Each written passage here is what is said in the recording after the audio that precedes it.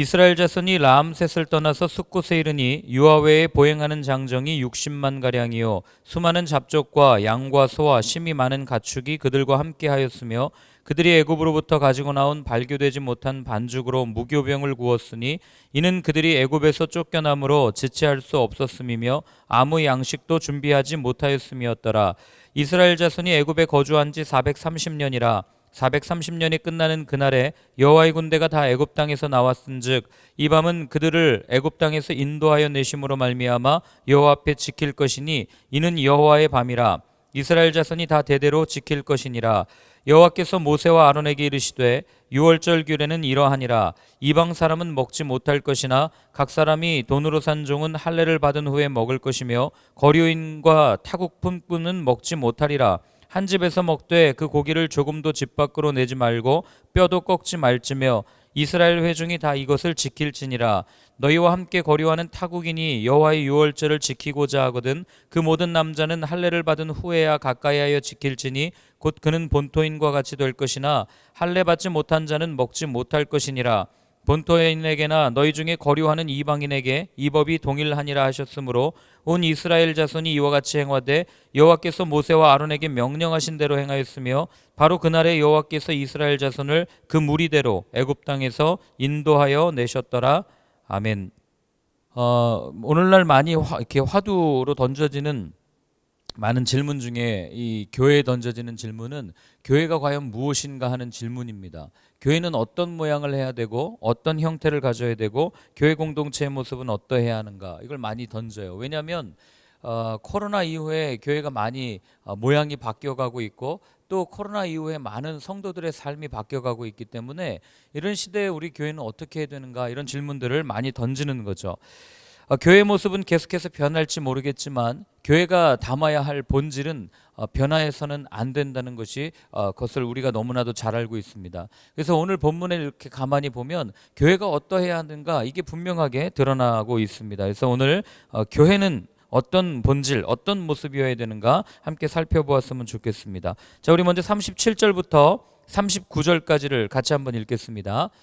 이스라엘 자손이 라암셋을 떠나서 숫곳에 이르니 유아외에 보행하는 장정이 60만 가량이요 수많은 잡족과 양과 소와 심이 많은 가축이 그들과 함께하였으며 그들이 애굽으로부터 가지고 나온 발교되지 못한 반죽으로 무교병을 구웠으니 이는 그들이 애굽에서 쫓겨남으로 지체할 수 없었음이며 아무 양식도 준비하지 못하였음이었더라.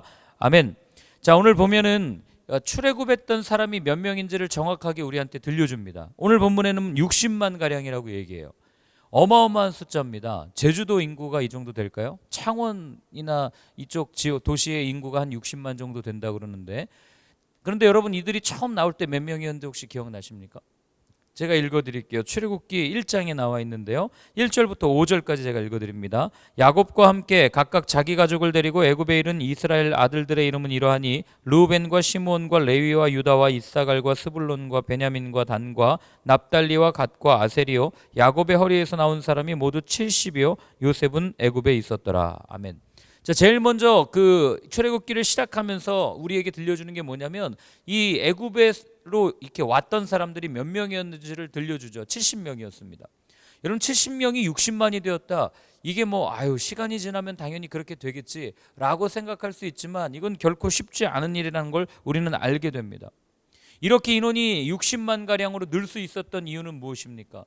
우리는 두 가지를 알 수 있어요. 첫 번째는 하나님의 말씀이 성취되었다는 것을 알게 되는 거죠. 아브라함에게 창세기 15장에서 주었던 하나님의 약속, 하나님의 말씀, 그것이 너희가 3, 4대 만에 그 땅을 나오게 될 거야, 가나안 땅으로 가게 될 거야, 이 약속을 받았고 그 약속이 이루어졌다는 것을 우리는 알게 되는 거고, 두 번째로 알 수 있는 것은 무엇이냐면 아무리 사람이 자기의 의지와 자기의 노력을 가지고 자손을 불리고 사람을 늘리려고 해도 이게 내 뜻대로 되지 않는다는 걸 우리가 너무나도 잘 알지 않습니까? 결국에는 하나님께서 보호하셨고 하나님께서 은혜를 베풀어 주셨다는 것을 우리는 눈치채야 되는 거죠. 그럼 질문합니다. 아니 출애굽 이 앞에 나오면은 그 80년 동안 아무것도 안 하셨는데 무슨 은혜가 있었습니까? 라고 우리는 이야기하지만 우리가 1장에서 놓치면 안 되는 구절이 있어요. 우리 1장 다시 한번 펴보시겠습니까? 출애굽기 1장 20절이에요. 출애굽기 1장 20절 같이 한번 읽겠습니다. 하나님이 그 산파들에게 은혜를 베푸시니 그 백성은 번성하고 매우 강해지니라. 아멘. 눈으로 드러나는 건 없었지만 하나님께서 분명히 그 백성을 붙들고 계셨고 그 백성에게 은혜를 베풀어 주시는 장면들이 이런 말씀들을 통해서 드러나는 거예요. 그러니까 하나님은 충분히 그들의 부르짖음을 들으셨고 그들을 구원하기 위해서 때를 기다리고 계셨던 거죠. 어떤 때를요? 모세라는 사람이 준비되기까지 하나님께서는 기다리고 계셨던 거예요. 여러분, 그렇기 때문에 우리가 교회를 생각할 때 잊지 말아야 할 첫 번째는 무엇이냐면 교회는 오직 하나님의 은혜로만 세워진다는 거예요. 교회는 사람의 생각으로 세워지지 않아요. 바울이 나중에 그런 얘기를 합니다. 내가 나 된 것은 하나님의 은혜로 된 것이니 내게 주신 그의 은혜가 헛되지 아니하여 내가 모든 사도보다 더 많이 수고하였으나 내가 한 것이 아니요 오직 나와 함께 하신 하나님의 은혜입니다. 이게 고린도 전서 15장에 있는 바울의 고백이거든요. 여러분, 바울이 일평생 동안 얼마나 많은 교회를 세웠어요. 얼마나 많은 선교 여행을 다녔습니까? 사실 바울이라면 이렇게 얘기할 수 있었어요. 이 모든 교회를 내가 세웠습니다. 이 모든 교회를 내가 세웠고 내가 하나하나 다 성도들 손발 닦아가면서 그렇게 세워가지고 말해요. 내가 훈장처럼 내가 이야기할 수 있습니다 라고 말할 수 있는 자격이 되는 사람이 사실 바울이에요. 아마 그는 처음에는 그랬을 거예요. 내가 선교여행을 계획하고 내가 교회를 세우고 내가 복음을 전하고 내가 할 수 있었습니다 라고 분명하게 생각을 했을 겁니다. 바울의 기질이라면. 그러나 그가 쭉 어느 정도 시간이 지나고 본인이 다 했다고 생각하는 그런 마음도 어느 정도 가지고, 교만함이겠죠. 그런 생각을 가지고 지내다가 결국 나중에 하는 고백이 무엇입니까? 내가 한 것이 아니고 다 하나님께서 세워주신 은혜였습니다라는 이런 고백을 바울이 들은 것을 우리는 보게 되는 거죠. 오늘 본문도 보세요. 수도 60만으로 늘었지만 반죽 그릇을 메고 나갔다.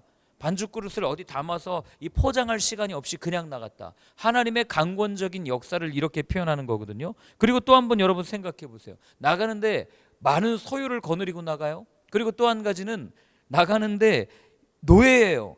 여러분, 세상에 어느 종이, 어느 노예가 이렇게 당당하게 나아갈 수 있어요? 어느 노예가 이렇게 내가 나갑니다, 나 이제 자유입니다 하고 주인이 풀어준 것도 아닌데 이렇게 당당하게 나갈 수가 있겠냐고요. 라암셋을 걸어갑니다. 라암셋은요 1장에 나왔겠지만 자신들이 학대받으면서 눈물 흘리면서 피땀 흘리면서 지은 성이, 국고성이 라암셋이에요. 그걸 밟으면서 지금 나가고 있는 거예요. 노래 부르면서 그들이 가지고 있는 모든 은금 패물을 가지고. 여러분, 이걸 어떤 세상에 어떤 법칙을 가지고 설명할 수 있습니까? 어떤 방법을 가지고 여러분 이걸 설명할 수 있겠어요? 어느 경제학자가, 어느 사회학자가, 어느 문화학자가 이걸 설명할 수 있어요? 이거는 오직 하나님의 은혜라는 말밖에는 설명이 되지 않는 거예요. 그렇기 때문에 출애굽 처음 말씀드릴 때 제가 이야기 드렸는데 그 출애굽기는 교회의 원형이라고 말씀을 드렸죠. 하나님께서 애굽이라는 땅에서 이들을 불러내시는데 그 불러내시는 첫 번째가 무엇이냐? 은혜로부터 시작된다는 겁니다. 은혜는 무엇입니까? 선물이에요. 내 의지, 내 행동, 내 어떤 성향 이런 거는 전혀 관계없는 그냥 일방적으로 주어지는 선물이 은혜입니다. 그렇기 때문에 교회가 은혜로 이루어진다는 것은 여러분 우리가 놓치지 말아야 될 게 무엇이냐면 내가 한 게 아무것도 없다는 거예요. 내가 했다고 생각하시면 안 됩니다. 나 없으면 안 될 것이라고도 생각해서도 안 돼요. 여러분, 나 없으면 하나님이 또 다른 사람을 통해서 교회를 세워가십니다. 이건 저한테도 동일하게 적용되는 거예요. 여러분, 제가 없다고 지스케어 처치가 개척되고 지스케어 처치가 망할 것 같습니까? 물론 지스케어 처치는 망할 수 있어요. 그러나 하나님의 교회는 망하지 않습니다. 이 지역 가운데, 이 땅 가운데 살려야 될 사람들이 반드시 있다면 하나님께서는 또 다른 사람들을 통해서, 또 다른 공동체를 통해서 하나님의 역사를 이어가실 거예요. 우리가 이거를 놓치고 있으면 우리가 너무 중요해지고 우리 교회가 너무 소중해져서 하나님의 일을 보지 못하는 그런 일을 경험할 수도 있다고 하는 거죠. 그렇기 때문에 우리가 할 수 있는 한 가지는 내가 하나님의 은혜의 통로로 사용되고 있구나, 이것에 감사하면서 또 감사할 뿐이에요. 하나님, 나 없으면 될 것 같으세요? 제가 우스갯소리로 그러거든요. 하나님이랑 기도할 때 너무 힘들 때 그래요. 하나님, 내가 없으면 하나님 손해잖아요. 이렇게 기도할 때 있어요. 하나님, 내가 없으면 누가 이거 하겠어요? 그러나 여러분 기억하십시오. 저 없어도 하나님의 나라는 이루어집니다. 저 없어도 하나님의 교회는 이루어져요. 동일하게 여러분들도 마찬가지예요. 여러분들이 없다고 해서 교회가 안 된다? 이건 말도 안 되는 얘기예요. 그러면 하나님의 교회가 아니라는 거죠. 자, 우리 40절부터 47절까지를 한번 같이 읽겠습니다.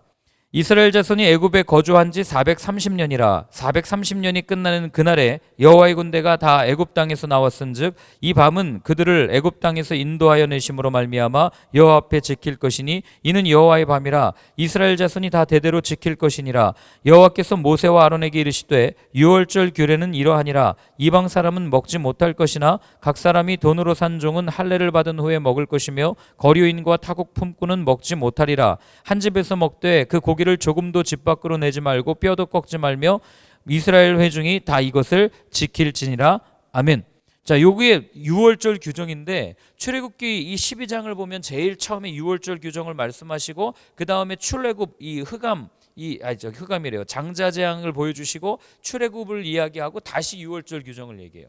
그러니까 하나님께서 이 유월절 규정을 말씀하시는데 뭐라고 얘기하냐면 모두가 지켜야 된다라고 얘기하죠. 그리고 우리 가운데 있는 종들에게까지. 이 종들은 사실 다른 민족이거든요.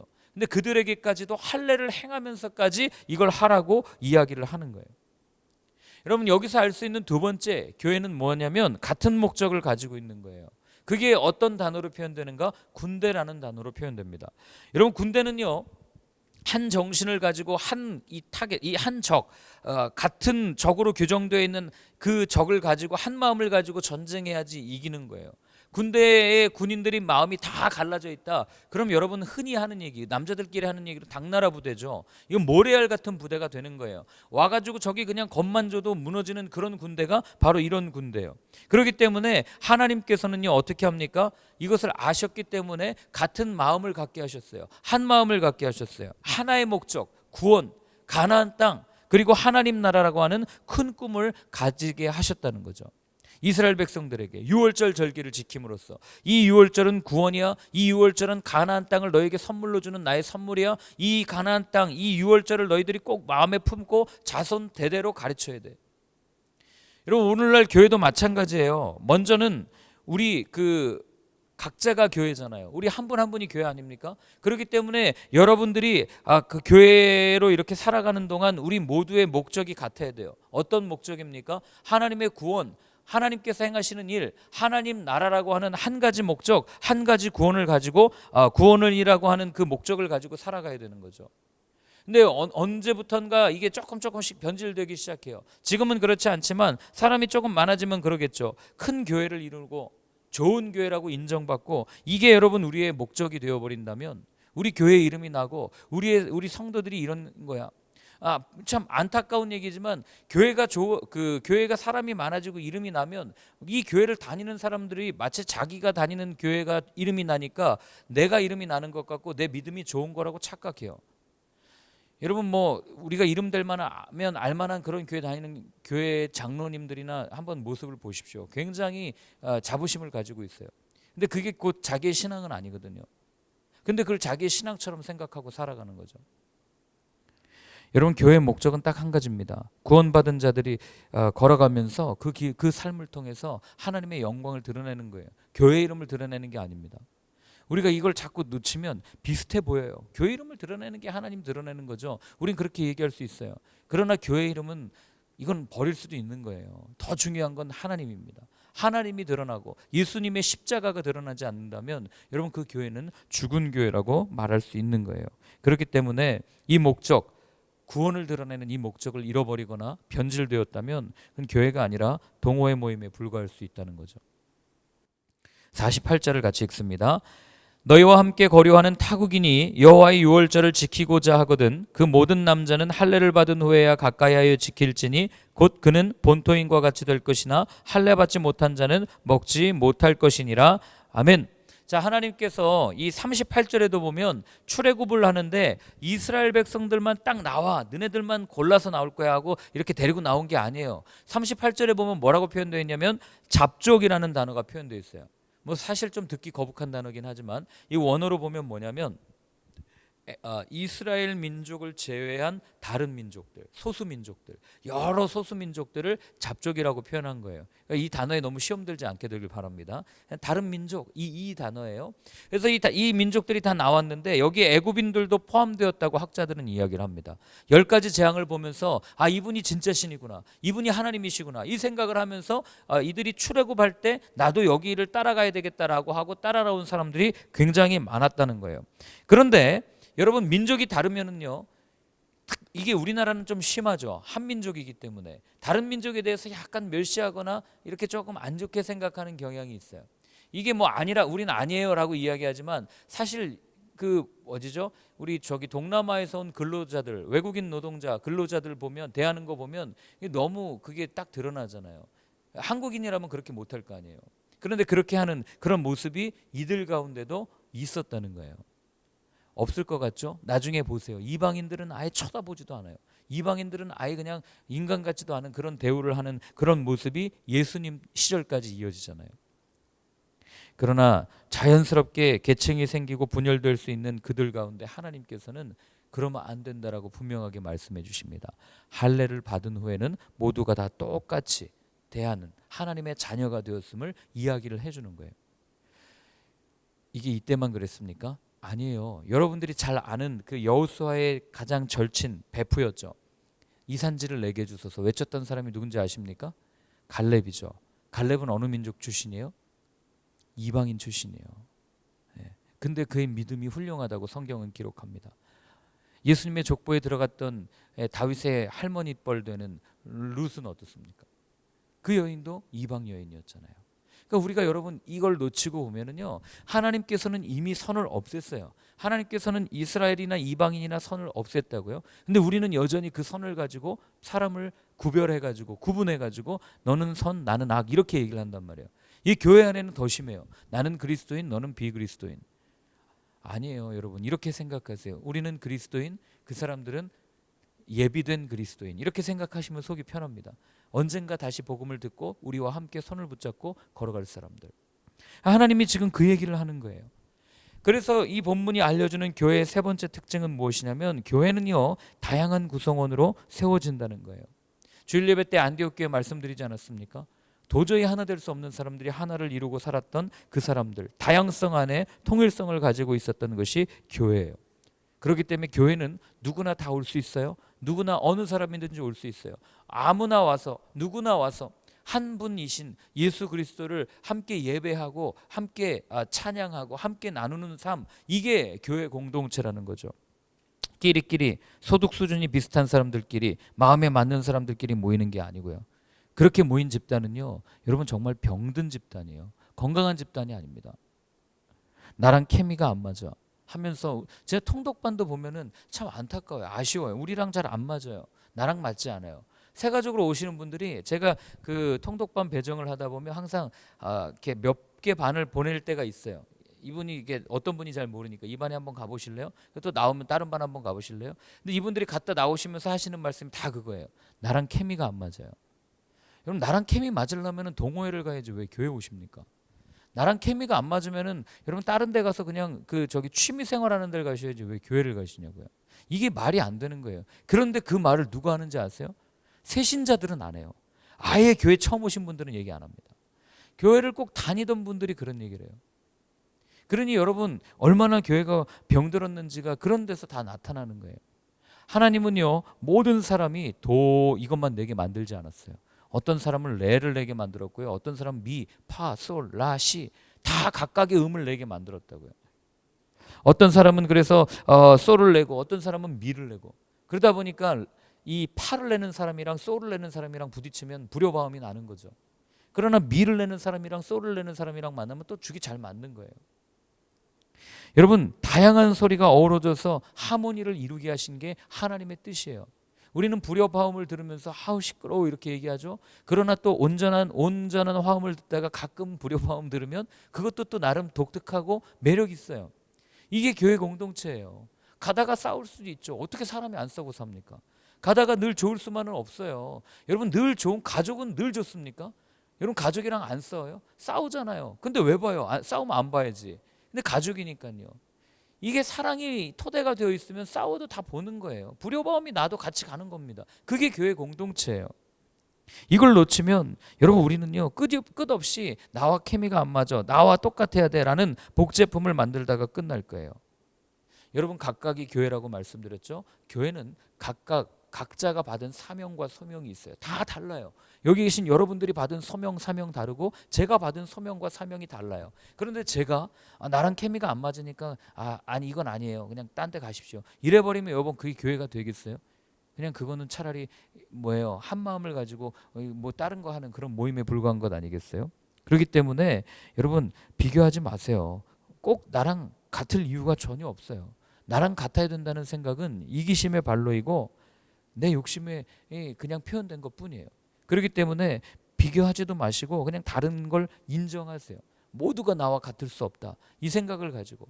그리고 내 생각을 가지고 자꾸 누구를 재단하거나 평가하지도 마세요. 그런 데서부터 마음에 불평이 생기고 그러다 보면 공동체는 깨지게 되어 있기 때문에 그래요.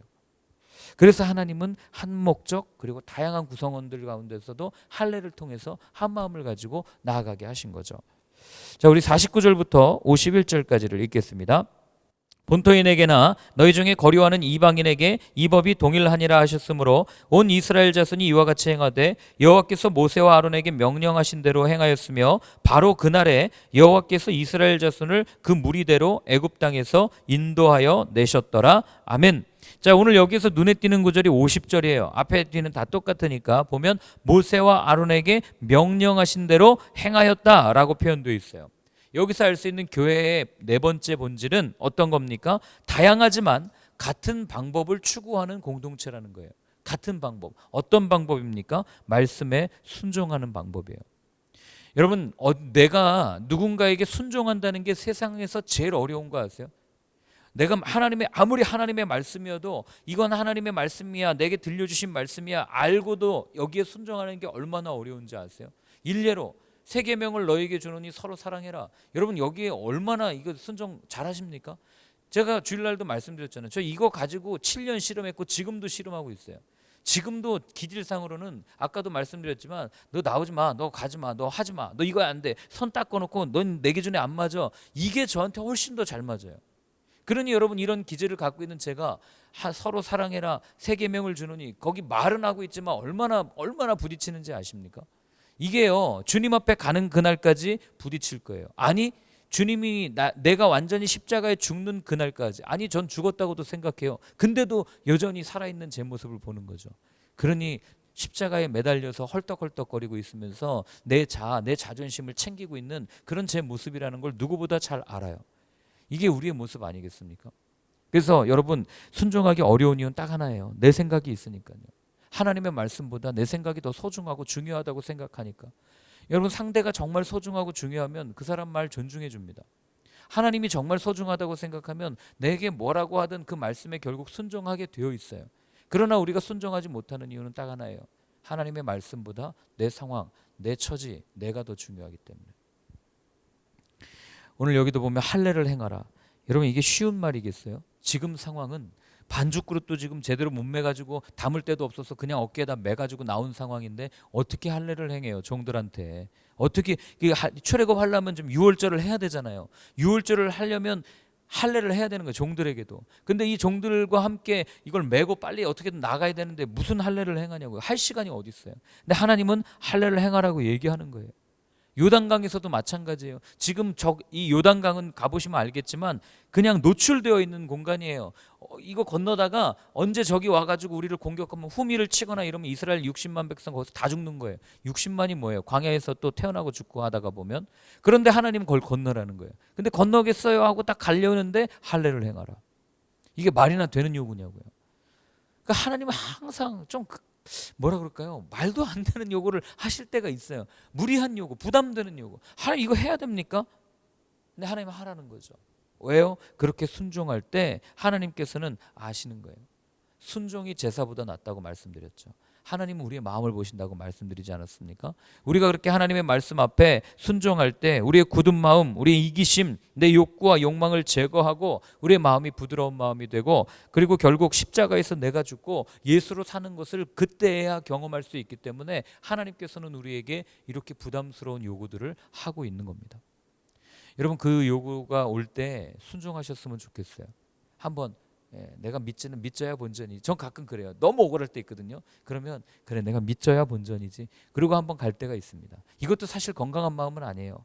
정말 그 신앙의 연륜이 오래되신 분들은 그냥 조용히 내가 이해가 되지 않고 납득되지 않아도 이게 하나님의 뜻이려니 하고 순종하시는 분들이 훨씬 더 많습니다. 근데 저는 아직은 그런 수준까지 오르지 못한 것 같아요.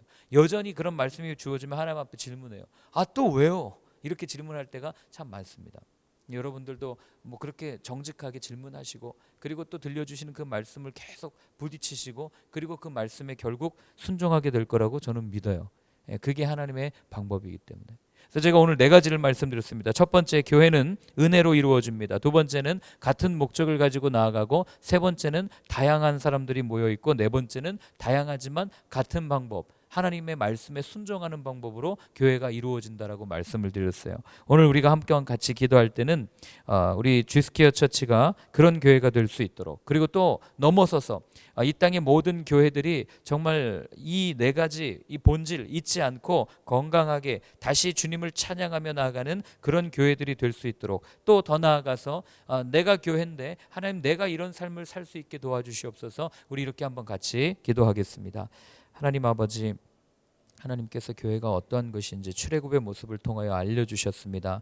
교회는 내 힘으로 이루어지지 않습니다. 주님의 은혜로 이루어집니다. 하나님, 그래서 오늘도 은혜를 구합니다. 하나님께서 이루어 주실 것들을 기대하며, 하나님께서 펴실 손들을 기대하며 하나님 함께 간구하오니 아버지 하나님 도와주시고 주님 은혜를 부어 주옵소서. 또한 아버지, 교회는 같은 목적을 가지고 다양한 사람들이 같은 방법을 가지고 하나님의 말씀에 순종하며 나아가는 것임을 함께 나누었습니다. 하나님, 우리의 마음이 나뉘어지지 않게 도와주시고, 혹 나뉘어져 있다면 성령으로 하나 되게 하시고, 하나님 서로 성령 안에서 서로가 서로를 존중하며 다양성을 인정하며 나아갈 수 있는 하나님 저희의 모습, 또 이 땅의 모든 교회들이 되어줄 수 있도록 주님 도와주시옵소서. 하나님, 교회가 정말 어려운 시대를 겪습니다. 어떤 것이 교회인지를 깊이 고민해야 하는 시절을 겪습니다. 하나님, 이때 다시 우리가 말씀으로 돌아가게 하시고 본질로 돌아가게 하시고, 하나님께서 원하시는 그런 교회의 모습을 고민하고 또 그 말씀 앞에 순종하며 나아갈 때 하나님, 다시 한번 이 땅에 하나님의 말씀으로 인한 부흥이 우리 가운데 이루어질 줄로 믿습니다. 하나님, 함께 하여 주시옵소서.